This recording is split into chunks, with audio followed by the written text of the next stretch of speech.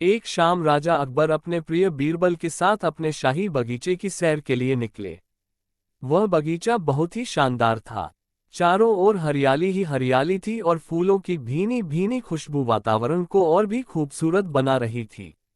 ऐसे में राजा को जाने क्या सूझा कि उन्होंने बीरबल से कहा, बीरबल, हमारा मन है कि इस हरे भरे बगीचे में हम हरे घोड़े में बैठकर घूमें।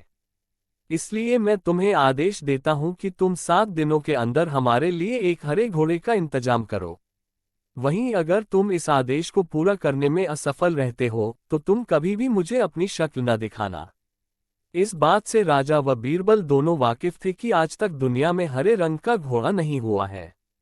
फिर भी राजा चाहते थे कि बीरबल किसी बात में अपनी हार स्वीकार करें।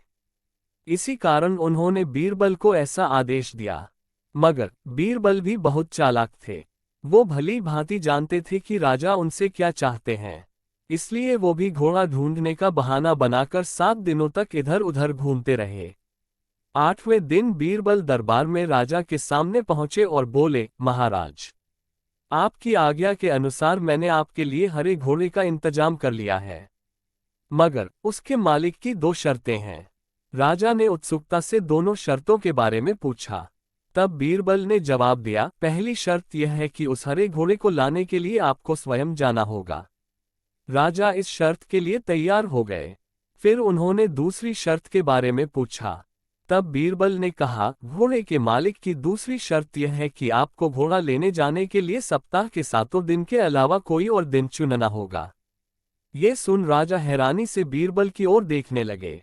तब बीरबल ने बड़ी सहजता से जवाब दिया, महाराज, घोड़े का मालिक कहता है कि हरे रंग के खास घोड़े को लाने के लिए उसकी यह खास शर्तें तो माननी ही होंगी। राजा अकबर बीरबल की यह चतुराई भरी बात सुनकर खुश हो गए और मान गए कि बीरबल से उसकी हार मनवाना वाकई में बहुत मुश्किल काम है। कहानी से सीख। ये कहानी हमें ये सिखाती है कि सही सूझबूझ और समझदारी के साथ नामुमकिन लगने वाले काम को भी आसानी से किया जा सकता है।